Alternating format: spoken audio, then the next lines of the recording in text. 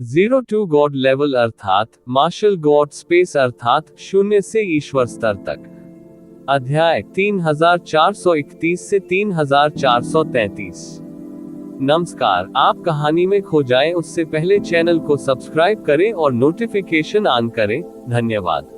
पूर्वी स्वर्गीय पूज्य के शब्दों ने अन्य स्वर्गीय पूज्यों को सहमति में सिर हिलाने पर मजबूर कर दिया। उसने एक स्वर्गीय पूज्य को बूढ़ा कुत्ता कहने का साहस किया।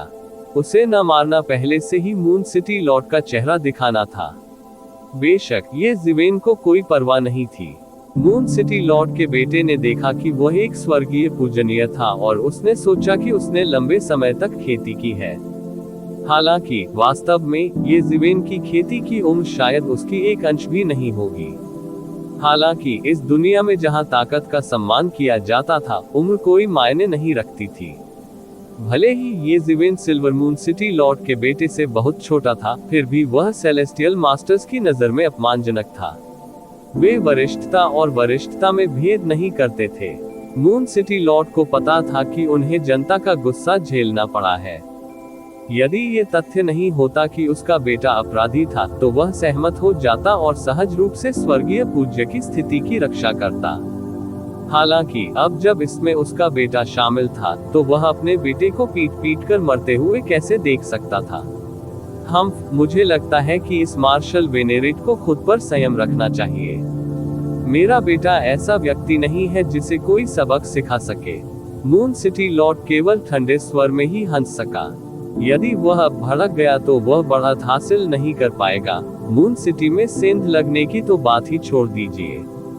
मून सिटी लॉर्ड के रूप में उन्हें पहले ही काफी आलोचना झेलनी पड़ी थी। प्राचीन काल से, जब से मून सिटी की स्थापना हुई, इसका कभी उल्लंघन नहीं हुआ। यह एक अभूतपूर्व अपराध था।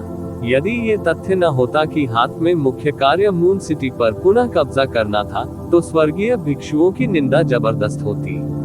अपने बेटे को सबक सिखाओ। मैं इतना बेकार नहीं हूँ। उसने मेरे शिष्य का फायदा उठाया। मैं बस उसे सबक सिखा रहा हूँ। बहकावे में मत आओ। ये जिवेन की अभिव्यक्ति ठंडी और उदासीन थी। उसने फिर भी मून सिटी लॉर्ड को कोई चेहरा नहीं दिया। मून सिटी लॉर्ड जानता था कि अभी युद्ध शुरू करना मूर्खता होगी। उसके पास ये जिवेन को घूरने और अपने बेटे के साथ चले जाने के अलावा कोई विकल्प नहीं था। इस हंगामे के बाद भीड़ अपने अपने खेमों के हिसाब से तितर बितर हो गई। हालांकि जाने से पहले उन सभी की नजर ये जिवेन पर पड़ी। ऐसे बहुत से लोग नहीं थे जिन्होंने क्रिसेंट सिटी लॉर्ड के विरुद्ध जाने का साहस किया हो। इसके अलावा उन्होंने बिल्कुल भी हार नहीं मानी। फॉर्चून गॉड राजवंश के लोगों को ये जिवेन के बारे में कुछ समझ थी। ये वह व्यक्ति था जिसने स्वर्गीय आदरणीय लोगों का वध करने का साहस तब किया था जब वह सम्राट क्षेत्र का स्वामी था। भले ही वह थोड़ा अधिक लापरवाह था, ये सामान्य था। इसमें इतना अजीब क्या था। दूसरी ओर एपोच युद्ध क्षेत्र पर साम्राज्यवासी थोड़े आश्चर्यचकित थे। ये नव आरोहित एम्पायरियन उनकी कल्पना से भी अधिक साहसी था। युद्ध के मैदान में ऐसे बहुत से लोग नहीं थे जिन्होंने मून सिटी के सिटी लॉर्ड को ऐसी बातें कहने और एक दूसरे के सामने झुकने की हिम्मत नहीं की। जहां तक उन शाही राजाओं की बात है, उन्होंने स्थिति को तुच्छ समझा।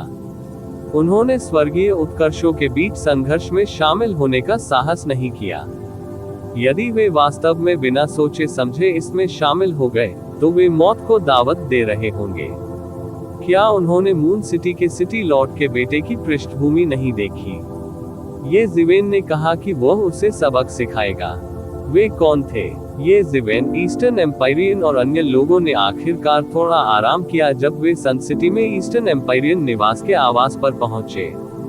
इस समय ये जिवेन ने देखा कि पूर्वी एम्पायरियन निवास के बगल में डेमीप्लेन में एक और एम्पायरियन छिपा हुआ था।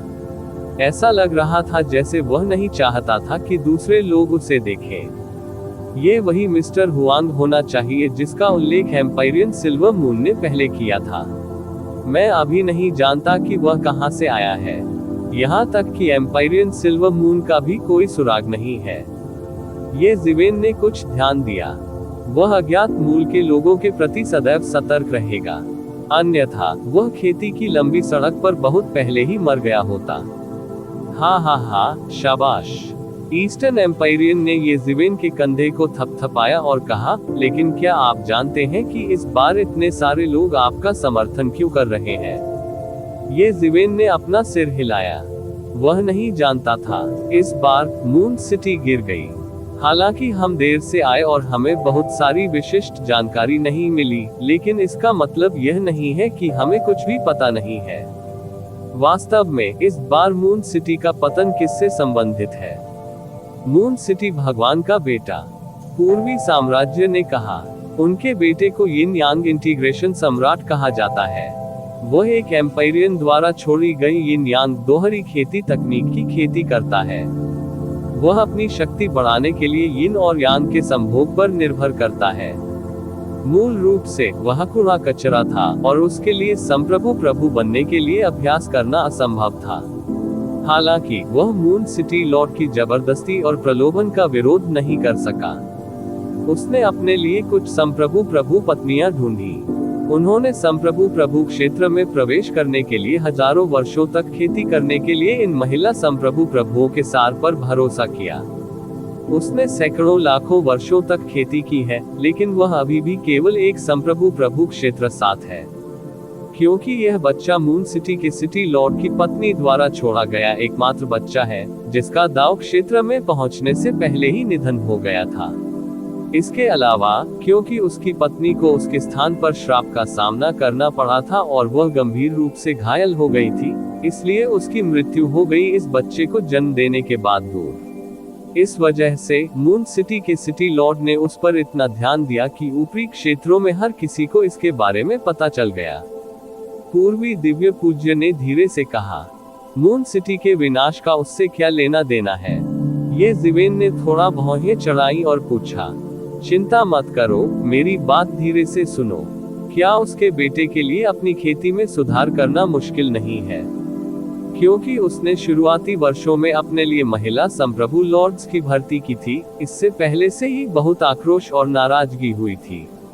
इसके अलावा, कुछ उससे पहले की महिला संप्रभु लॉर्ड्स पहले ही अपनी शुद्धता खो चुकी हैं, और वे कुंवारी लड़कियों की इनक्यूई जितनी प्रभावी नहीं है। इसलिए वह बस अराजकता की गहराई में चला गया और शैतान युग से एक राक्षसी को पकड़ लिया। वह चाहता था कि वह उसकी हो जाए बेटे की खेती की भट्टी। किसने सोचा होगा कि यह राक्षसी दोहरी खेती तकनीक की भी खेती करती है? उसने इसे बहुत गहराई से छुपाया। उसने अपने बेटे को नोचने के बाद उसके बेटे को लगभग चूस लिया। इसके अलावा, उसने इस तथ्य का फायदा उठाया कि उसकी खेती आसमान छू गई थी अपने द्वारा लगाए गए प्रतिबंध से मुक्त होने के लिए। हालांकि वह इस बात से अनजान था। अंत में, उसने शहर में एक जासूस के रूप में काम किया और एक झटके में मून सिटी को नष्ट कर दिया। पूर्वी साम्राज्य ने कहा, यह सही नहीं है। भले ही एक संप्रभु भगवान ने अंदर से हमला किया हो, सिल्वर मून सिटी को नष्ट करना इतना आसान नहीं होगा। येज़िवेन ने तुरंत भौहें चढ़ा दी और पूछा, मून सिटी की सुरक्षा को सन सिटी से देखा जा सकता है। यदि एक संप्रभु प्रभु ने छुपकर हमला करने का साहस किया, तो क्या यह मौत को दावत देना नहीं होगा? क्योंकि उसने अन्य साधनों का उपयोग किया था। यह सर्वोच्च राक्षसी गुरु का साधन था। उस राक्षसी की पृष्ठभूमि भी छोटी नहीं है। ये बात दूसरों से छुपाई जा सकती है, लेकिन ये हमसे नहीं छुप सकती। मूल रूप से उसने अपराध किया था, इतनी बड़ी गलती जिसके इतने गंभीर परिणाम हुए। मून सिटी लॉर्ड इतनी आसानी से कैसे बच सकता था? लेकिन अंदाजा लगाए कि उसने क्या कहा। पूर्वी एम्पायरियन ने अपने चेहरे पर व्यंग्य के साथ कहा। उन्होंने कहा कि वह और उनका बेटा दोनों इस मामले के पीड़ित हैं। अगर हम उन पर दबाव बनाते रहे तो वह प्राचीन युग में जाकर शरण ले लेंगे। जैसे ही ईस्टर्न एम्पायरियन की आवाज गिरी, वॉर एल्डर गुस्से से चिल्लाने से खुद को नहीं रोक सका। क्या गद्दार है! वह हमेशा फॉर्चून गॉड राजवंश के प्रति वफादार और समर्पित रहे थे। वह ऐसे व्यक्ति के अस्तित्व को स्वीकार नहीं कर सका। वास्तव में उसके मन में फॉर्चून गॉड राजवंश को धोखा देने का विचार आया था। इसके अलावा, ये एक बहुत बड़ी गलती थी जो उन्होंने की थी। फिर भी उसने ऐसा कुछ करने का साहस किया। ये सचमुच अक्षम्य था। बात बस इतनी है कि अब किसी को उसकी परवाह नहीं है। यदि वह प्राचीन युग में शरण लेता है तो वह उन 10 साम्राज्यों से भी अधिक भयानक होगा जो दलबदल कर चुके हैं। पूर्वी साम्राज्य ने ठंडे स्वर में कहा, वह इस युग का व्यक्ति है। फॉर्चून गॉड राजवंश उसे दबा नहीं पाएगा। इसके अलावा वह एक उच्च पद पर है, इसलिए वह हमारे राजवंश के कई रहस्यों को जानता है। अब उसे उकसाना अच्छा नहीं है। आइए तब तक इंतजार करें जब तक हम नहीं लेते चांद के शहर के ऊपर। ये जिवेन को दूसरा कारण भी पता था कि पूर्वी साम्राज्य ने इसका उल्लेख क्यों नहीं किया। हालांकि मून सिटी लॉर्ड ने बहुत बड़ी गलती की थी जब तक कि उन्होंने व्यक्तिगत रूप से शहर के द्वार नहीं खोले। उनके जैसे उच्च पद वाले व्यक्ति के लिए मौत की सजा देना मुश्किल होगा, भले ही उन्हें सजा दी गई हो। इसके अलावा इस प्रकार की युद्ध शक्ति को फॉर्चून डिवाइन राजवंश के शीर्ष पर माना जाता था। दुश्मन के पक्ष में जाना वास्तव में एक बड़ी मुसीबत थी, जब तक कि फॉर्चून डिवाइन राजवंश को उसे खत्म करने का पूरा भरोसा नहीं था। लेकिन भले ही फॉर्चून डिवाइन राजवंश को उसे खत्म करने का पूरा भरोसा था, इतनी शक्तिशाली युद्ध शक्ति को खोना समय की बात होगी। मून सिटी लॉर्ड ये बात समझता था, इसलिए वह निडर था। भले ही उसके पास था बस एक बड़ी गलती हो गई, वह ये जिवेन के सामने अभी भी अहंकारी था। ऐसा इसलिए था क्योंकि उसे विश्वास था कि वह निडर हो सकता है। हालांकि आपको सावधान रहना होगा। सावधान रहे कि वह आपको निशाना बनाएगा। उससे निपटना आसान व्यक्ति नहीं है। युद्ध के मैदान में इस अवधि के दौरान आपको विशेष रूप से सावधान रहना होगा। पूर्वी साम्राज्य ने कहा, मैं समझता हूँ। ये जिवेन ने सिर हिलाया। दरअसल उन्होंने अपनी सतर्कता में कभी ढील नहीं दी थी। हालांकि ऐसे महत्वपूर्ण समय में एक ही खेमे के एम्पायरियन से निपटना बेहद गैरकानूनी लग रहा था, और ऐसा नहीं लग रहा था कि कोई भी ऐसा करेगा। ये जिवेन कभी भी अपने प्रतिद्वंद्वी को कम नहीं आंकेगा। यदि यह वह होता तो भविष्य की परेशानियों को मिटाने के लिए यदि यह आवश्यक होता तो वह उदार नहीं होता। वह दूसरों को कमतर आंकने का साहस कैसे कर सकता है। ठीक है, तुम सब जाओ और तैयार हो जाओ। हम 1.25 घंटे में निकल पड़ेंगे। तुम सबके पास नक्शा है ना? इस बार इकट्ठा होने की कोई जरूरत नहीं है। सैन्य स्थिति अत्यावश्यक है, पूर्वी साम्राज्य ने कहा। ये जिवेन ने थोड़ा सिर हिलाया। फिर वह बियान जियाओयू और अन्य लोगों को उस विशाल महल की ओर ले गया जो उसे सौंपा गया था। जैसे ही वे महल में दाखिल हुए, बियान जियाओयू ने कहा, मास्टर, मैंने आपके लिए परेशानी खड़ी कर दी है। मूर्ख लड़की, ये बिल्कुल भी परेशानी नहीं है। ये वह यिन यांग सम्राट है जो अपनी मौत की तलाश में है। अगर उसके पिता ने आज उसे नहीं रोका होता तो मैंने उसे एक हथेली से मार डाला होता। ये जिवेन ने उदासीनता से कहा। वह समझ गया कि बियान जियाओयू का क्या मतलब है।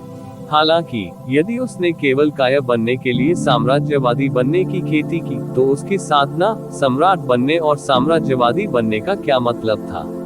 उनकी साधना का मार्ग हमेशा साहपूर्वक आगे बढ़ना और अजेय रहना था। ठीक है, चलो उस आदमी के मामले को अभी के लिए एक तरफ रख दे। हम तुरंत उन 2 शहरों को बचाने के लिए निकल पड़ेंगे। इस बार मैं तुम्हें साथ नहीं लाऊंगा। तुम्हें इस आदिम अराजकता में चलना होगा। हालांकि यह बहुत कठिन है आपके लिए अपनी वर्तमान ताकत के साथ इतनी गहरी मौलिक अराजकता में चलना। यह अभी भी एक अच्छा प्रशिक्षण है। प्राइमर्डियल क्यूई न केवल खतरनाक है, यह आपके शरीर को भी खराब कर सकता है। अतीत में मैंने अपने शरीर को संयमित करने के लिए प्राइमर्डियल क्यूई का उपयोग किया और बनाया एक परम सुनहरा शरीर। ये जिवेन ने कहा। हालांकि उन्होंने अतीत में इतनी गहरी अराजकता में प्रवेश नहीं किया था और उनकी खेती वर्तमान बियान शियाओयू और अन्य की तुलना में बहुत हीन थी। यदि आप वास्तव में रुक नहीं सकते तो आप रुक सकते हैं, ये जिवेन ने जारी रखा। उन तीनों की आंखें चमक उठी। वे इतना अच्छा अवसर कैसे छोड़ सकते थे?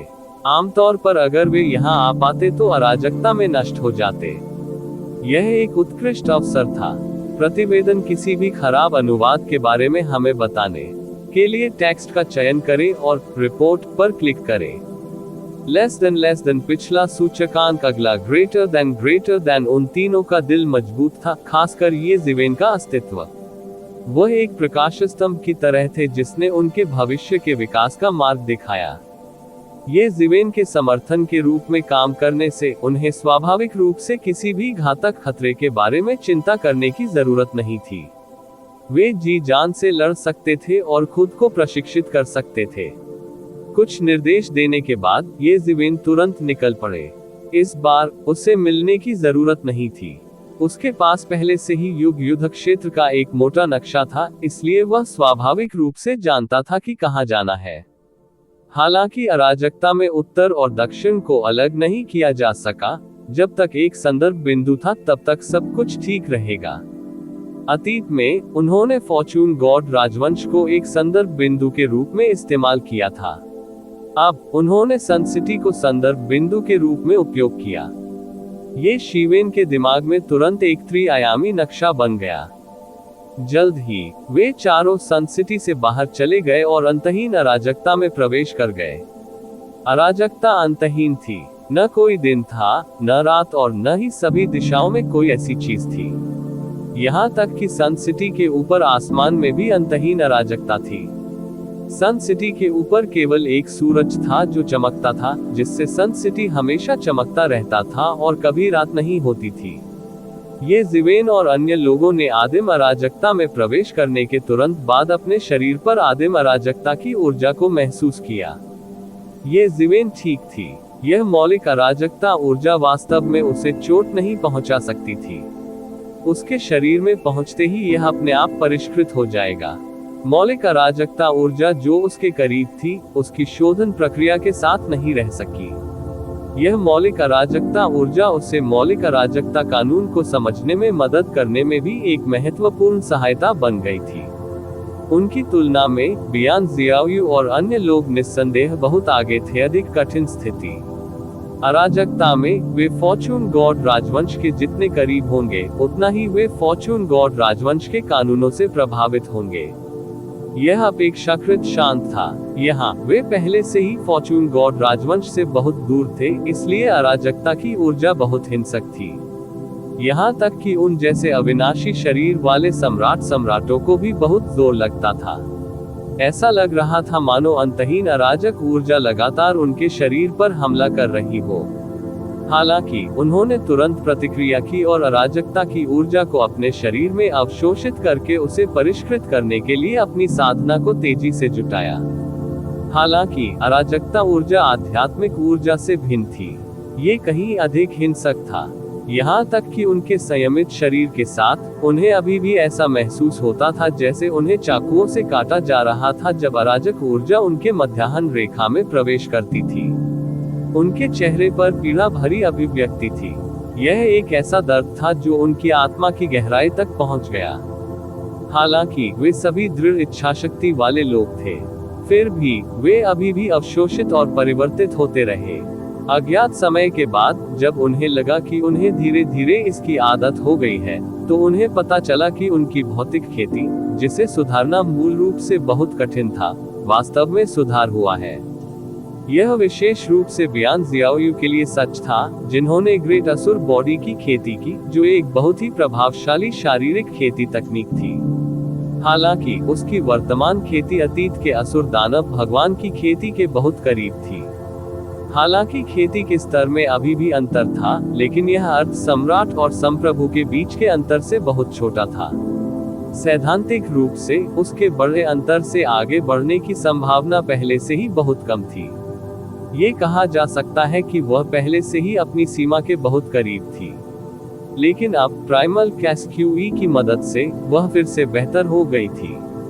यह अब कोई क्रमिक सुधार नहीं था, बल्कि एक स्पष्ट सुधार था। वह तुरंत बहुत खुश हो गई। हालांकि ये जीवेन के शब्द इस समय उसके कानों में गूंज रहे थे, विचलित मत हो। प्राइमल कैसक्यूई को परिष्कृत करने पर ध्यान केंद्रित करो और अपनी यात्रा के साथ जल्दी करो। ये सुनकर उसने तुरंत प्राइमल कैसक्यूई को परिष्कृत करने पर ध्यान केंद्रित किया। जहां तक अपनी यात्रा में जल्दबाजी करने की बात है, तब तक वह गलत नहीं होगी जब तक प्राइमल कैस क्यूई को ये ज़िवेन द्वारा निर्देशित किया जाता है। उसके पास वो कौशल नहीं था जो ये ज़िवेन के पास था। वह एक साथ कई काम नहीं कर सका। प्राइमल कैस क्यूई उसे मौलिक क्षति नहीं पहुंचा सका। यदि उसने ध्यान नहीं दिया तो उस पर प्राइमल कैस क्यूई का आक्रमण हो सकता है और उसे अपूरणीय क्षति हो सकती है। सभी लोग आगे बढ़ गए। प्राइमल कैस क्यूई में कोई स्थान और कोई समय नहीं था। उन्हें नहीं पता था कि वे कितनी देर तक चले थे। अचानक एक बड़ी काली छाया उछलकर सीधे सबकी ओर चली गई। लापरवाह जानवर। ये ज़िवेन एक नजर में देख सकता था कि यह एक आदिम अराजकता वाला प्राणी था। हालांकि इसने उन पर हमला करने का साहस किया। क्या यह मौत को दावत देना नहीं था? जियाओयू, तुम जाओ। ये ज़िवेन को सीधे सौंपा गया। बियान शियाओयू अभी भी प्राइमल कैस क्यूई को परिष्कृत कर रहा था। हालांकि उसे मंच से जरा भी डर नहीं था। वह सीधे आगे बढ़ी और पुनर्जन्म के 6 पथों को नष्ट कर दिया। 6 मुट्ठियों की तकनीक उसके हाथों में पूरी तरह से एक में विलीन हो गई थी और एक बड़ी शक्ति का प्रयोग कर रही थी। उसने असुर शरीर और शैतान शक्ति को विकसित किया जिसे ये शीवेन ने उसके लिए विशेष रूप से संशोधित किया था। पुनर्जन्म मुट्ठी के संपूर्ण 6 पथों के साथ वह पानी में मछली की तरह थी। वह अकल्पनीय शक्ति से प्रस्फुटित हुई। टकराना। बियान जियाओयू की मुट्ठी उस आकृति पर फूट पड़ी। अचानक इस विशाल जीव की आकृति रुक गई। इस समय हर कोई देख सकता था कि यह किस प्रकार का राक्षस है। वह एक भयंकर सांप जैसा लग रहा था। हालांकि इसका शरीर बहुत बड़ा था। बस सांप का सिर सैकड़ों मीटर लंबा था। सांप का पूरा शरीर सैकड़ों मील लंबा था। बियान जियाओयू की मुट्ठी से टकराने के बाद यह विशाल भयंकर सांप केवल थोड़ा सुस्त था। ये ढहा नहीं। किसी को पता होना चाहिए कि बियान जियाओयू की वर्तमान मुट्ठी की ताकत एक दुनिया में भी प्रवेश कर सकती है। हालांकि ये राक्षस थोड़ा सुस्त था। प्राइमल कैस में पलने वाले जीव बहुत अजीब और बहुत शक्तिशाली थे। ये प्राइमल कैस प्राणी अभी तक सम्राट क्षेत्र तक नहीं पहुंचा था, लेकिन यह अस्थायी रूप से बियान शियाओयू के बराबर लड़ सकता था जो सम्राट क्षेत्र में था। दोनों पक्षों के बीच हुई लड़ाई से पूरे इलाके में अफरा तफरी मच गई। प्रारंभिक अराजकता की आभा ऊपर से नीचे तक फैली हुई है। बियान जियाओयू ने सुरक्षा के लिए अपने संप्रभु लॉर्ड स्तर के कानूनों का इस्तेमाल किया खुद, जबकि यह प्राइमल कैस प्राणी प्राइमल कैस में बड़ा हुआ था, इसलिए डरने की कोई बात नहीं थी। एक पल के लिए ये बताना मुश्किल था कि कौन जीतेगा, लेकिन जल्द ही बियान शियाओयू, जिनके पास मार्शल आर्ट और क्षेत्र दोनों में बढ़त थी, ने लगातार बढ़त हासिल कर ली। एक और हथेली गिरी और इस प्राइमल कैस प्राणी का शरीर टुकड़े टुकड़े हो गया। ये घायल था और दर्द से कराह रहा था। ये बार बार पीछे हट गया। बियान जियाओयू, जिसने अवसर को समझ लिया था, इतने अच्छे अवसर को जाने नहीं देगा। उन्होंने पुनर्जन्म के 6 मार्गों का स्पष्ट और करीने से उपयोग किया। बस एक ही क्षण में यह आदिकालीन भयंकर सांप पहले से ही कटों और चोटों से ढका हुआ था। वह खून से लथपथ था। फिर ताई संप्रभु तलवार के साथ एक और तलवार कट गई। उसने दफन तलवार तकनीक का प्रदर्शन किया और सीधे इस प्राइमल कैस भयंकर सांप के शरीर में प्रवेश किया। इसकी आत्मा नष्ट हो गई। इस समय बियान शियाओयू, जो अभी अभी सम्राट बना था, ये ज़िवेन जैसी ही स्थिति में था जो अभी अभी स्वर्गीय गुरु बना था। उसके पास अपने स्वयं के दाव उपकरण को परिष्कृत करने का समय नहीं था। हालांकि उसके पास ताई सॉवरेन तलवार थी जो ये ज़िवेन ने उसे पहले दी थी। महत्वपूर्ण क्षण में ये काम आया। उसने एक घातक प्रहार किया और इस प्राइमल कैस भयंकर सांप को मार डाला। प्रतिवेदन किसी भी खराब अनुवाद के बारे में हमें बताने के लिए टेक्स्ट का चयन करें और रिपोर्ट पर क्लिक करें। लेस देन पिछला सूचकांक अगला ग्रेटर देन ऐसा लग रहा था कि अराजकता में कुछ भी नहीं था, लेकिन वास्तव में कई क्रूर जीव थे। युद्ध के मैदान में फॉर्चून गॉड राजवंश के विशेषज्ञों के पास अपनी सुरक्षा के लिए एक शहर बनाने के अलावा कोई विकल्प नहीं था। इसका एक कारण इन अराजक प्राणियों से बचाव करना था। वे चारों आगे बढ़ते रहे और जल्द ही मानचित्र पर पहले शहर पर पहुंच गए। उन चारों ने एक ही पारी में एक विश्व की दूरी पार करते हुए तेज गति से उड़ान भरी। वे ट्रांसमिशन एरे के माध्यम से सीधे टेलीपोर्ट कर सकते थे, लेकिन घिरा हुआ शहर आसपास के इलाकों से कट गया था। यहाँ तक कि ट्रांसमिशन एरे का भी सीधे उपयोग नहीं किया जा सका। प्राचीन काल में भी व्यूह रचनाकार होते थे। चूंकि यह अराजकता में बनाया गया था, भले ही यह मून सिटी का सिर्फ एक उपग्रह शहर था, ये वास्तव में बहुत राजसी था। ये फॉर्चून गॉड राजवंश के कई प्रसिद्ध शहरों से कमतर नहीं था।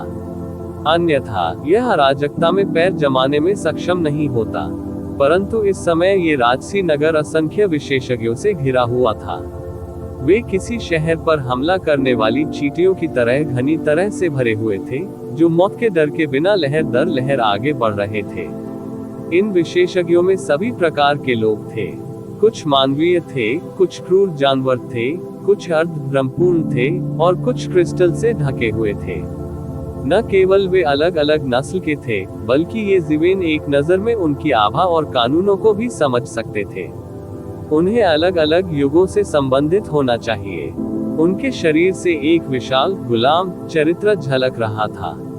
यह एक ऐसी भाषा थी जिसे ये जीवेन ने पहले कभी नहीं देखा था। लेकिन ये जीवेन की वर्तमान खेती के साथ उसे किसी भी चरित्र को समझने के लिए केवल एक नजर की आवश्यकता थी।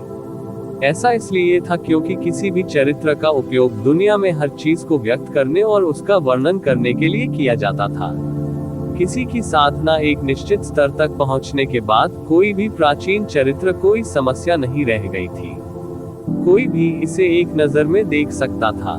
स्वर्गीय आदरणीय क्षेत्र में पहुंचने के बाद कोई भी महान सर्वनाश से पहले प्राचीन युग के पात्रों को आसानी से समझ सकता है।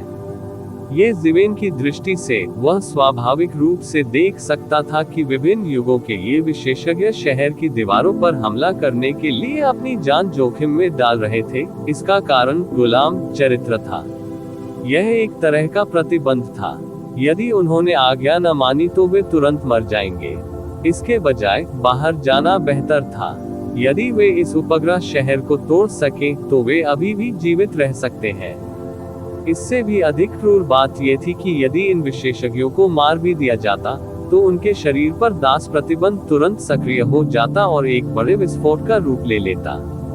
यहाँ तक कि अतुलनीय रूप से मजबूत शहर की दीवार भी कई पत्थर के टुकड़ों में विस्फोटित हो जाएगी। एक या दो विस्फोटों का प्रभाव उतना बड़ा नहीं हो सकता है, लेकिन अगर उनमें से बहुत सारे विस्फोट होते तो इस उपग्रह शहर की दीवार अभी भी दरारों से भरी होती। किसी शहर को चींटियों द्वारा घेरने का ये तरीका बहुत क्रूर था। इन लोगों को शहर की सुरक्षा को खराब करने के लिए बस तोप का चारा बनना चाहिए। असली बड़ी चीज अभी भी पीछे थी। इस उपग्रह नगर की दूरी पर घनी सेना थी।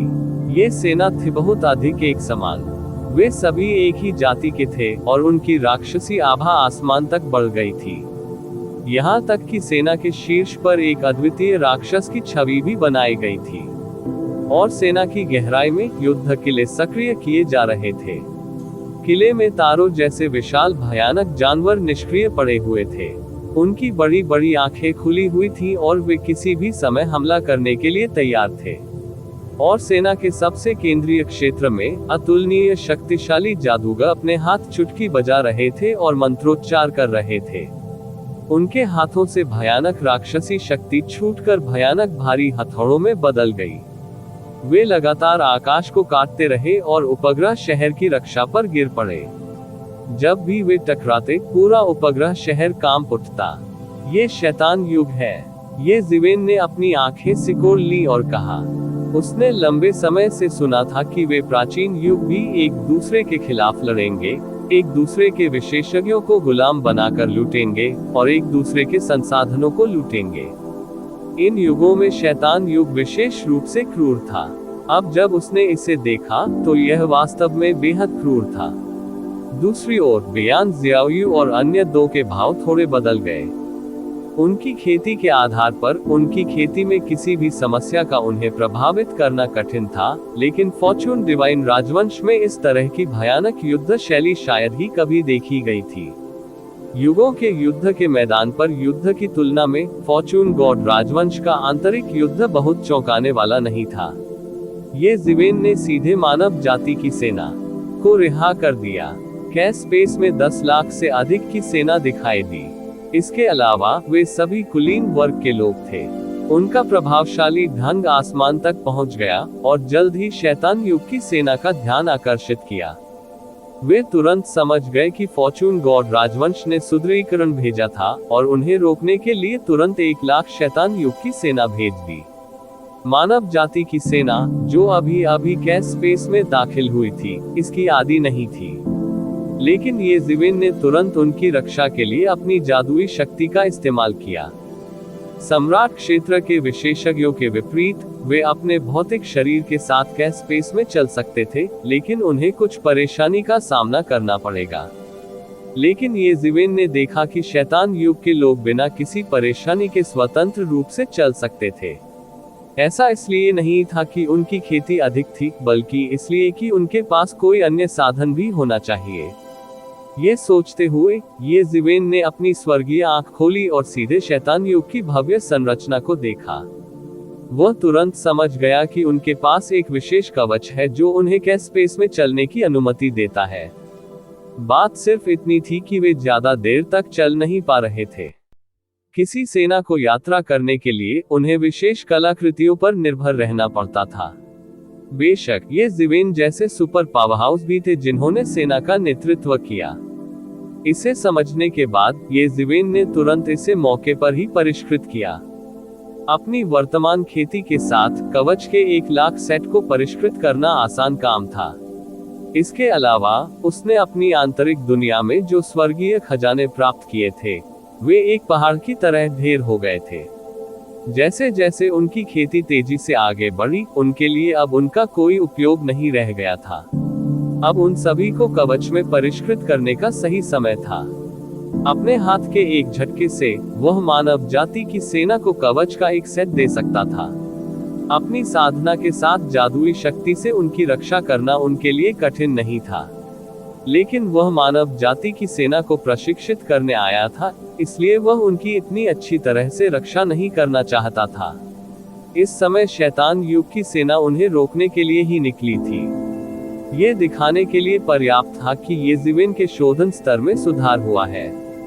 ये जिवेन ने शैतान युग की सेना की ओर इशारा किया जो उन्हें रोकने के लिए निकली थी और बियान जियाओयू और अन्य लोगों से कहा, क्या आप शैतान युग के सम्राट को अंदर देखते हैं? आप जाएं और उसे पकड़ें और मार डालें। इस सेना में एक हृष्ट पुष्ट शैतान युग का सम्राट, जिसके चारों ओर कई तराजू थे, अपने शरीर को कवच की भांति ढके हुए घूम रहा था। किसी को भी उनकी आज्ञा की अवहेलना करने का साहस नहीं होता था। ये जिवेन ने सीधे हस्तक्षेप करने की योजना नहीं बनाई थी।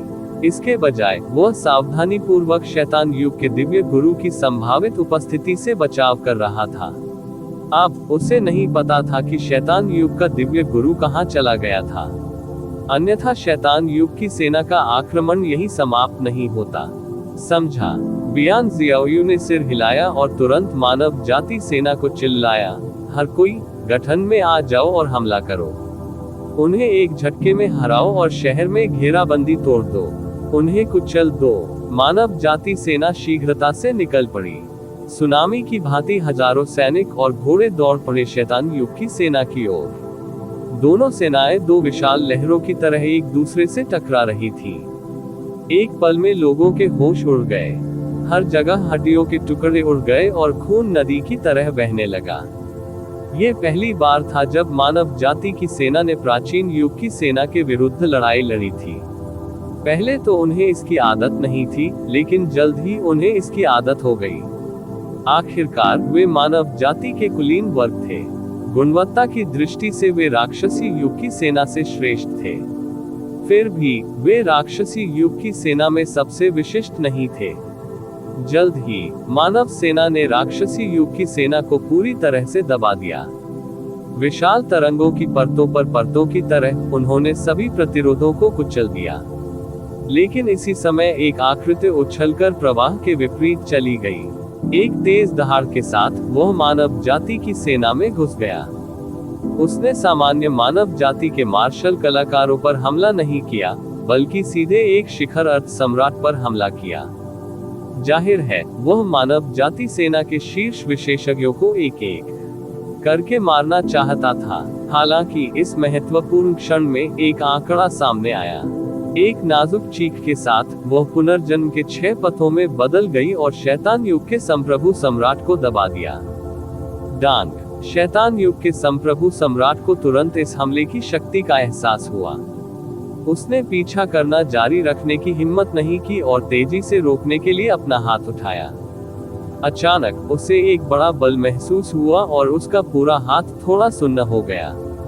हालांकि इसे एक पल में निष्कासित कर दिया गया था, फिर भी उसने एक चौंकाने वाली अभिव्यक्ति प्रकट की। शैतान युग का संप्रभु सम्राट अपने अत्याचारी शारीरिक शरीर के लिए प्रसिद्ध था। ऐसे बहुत से लोग नहीं थे जो उनसे लड़ सके। इसी समय उनके सामने सफेद वस्त्र पहने एक महिला प्रकट हुई। उसने अपनी मुट्ठी भींच ली और उसकी ओर उदासीनता से देखा। आप वास्तव में मेरे राक्षसी दाव युग द्वारा छोड़ी गई एक राक्षसी कला की खेती कर रहे हैं। हाँ, ये बिल्कुल सही है। यदि मेरी दोहरी साधना तकनीक उस शुद्ध राक्षसी कला को अवशोषित कर सकती है जिसे आपने इतने वर्षों से विकसित किया है, तो आपकी साधना निश्चित रूप से सफल होगी। बहुत सुधार करो। इस समय शैतान युग का संप्रभु सम्राट क्रोधित नहीं था। इसके बजाय वह बहुत खुश हुआ। उसकी नजर में उसके सामने वाली महिला उसकी चुगने की भट्ठी बनने के लिए नियत थी। आप अपने आप को ज्यादा महत्व देते हैं, बियान शियाओयू ने व्यंग्य किया। वह छलांग लगाकर आगे बढ़ी और शैतान युग के संप्रभु सम्राट से युद्ध किया। हालांकि शैतान युग के संप्रभु सम्राट की खेती बहुत अधिक थी। वह 7वें लोक से ऊपर था। उनके और बियान जियाओयू के बीच बहुत बड़ा अंतर था। तुम्हें विरोध करने की जरूरत नहीं है। अपनी ताकत के साथ तुम्हारा मेरे हाथों से बचना असंभव है। शैतान युग का संप्रभु सम्राट जोर से हंसा। उन्होंने बियान जियाओयू के हमले को कम आंकने की हिम्मत नहीं की। हालांकि खेती में अंतर बहुत बड़ा था। उसके लिए कोई बड़ा खतरा पैदा करना असंभव था। बस आज्ञाकारी रूप से मेरा अनुसरण करो। तुम शैतान युग की मार्शल आर्ट भी विकसित करो। तुम और मैं स्वर्ग में बनी जोड़ी है। हमारे शैतान युग में आना सबसे अच्छा विकल्प है। घृणित बात, तुम्हें लगता है कि तुम ये कर सकते हो। इसी समय एक तेज आवाज आई। ह्यूमन सॉवरेन ने सीधे तरफ से हमला किया, जबकि स्काई शेकिंग थंडर सम्राट ने दूसरी तरफ से हमला किया। जब उन तीनों ने इस राक्षसी युग के संप्रभु सम्राट पर हमला करने के लिए एक साथ काम किया, तो जियोचेन अब उनसे पहले की तरह आसानी से नहीं निपट सकता था। यह विशेष रूप से इसलिए था क्योंकि हेवन शेकिंग थंडर मोनार्क की खेती उसके ऊपर थी, न कि उसके नीचे। तुरंत बैटल क्यूई हर जगह उड़ गई। प्रतिवेदन किसी भी खराब अनुवाद के बारे में हमें बताने के लिए टेक्स्ट का चयन करें और रिपोर्ट पर क्लिक करें। लेस देन पिछला सूचकांक, अगला ग्रेटर देन। इसी प्रकार के अपडेट्स लेते रहने के लिए हमारे चैनल ऑडियो बुक्स 108 को सब्सक्राइब करें और नोटिफिकेशन ऑन करें। धन्यवाद।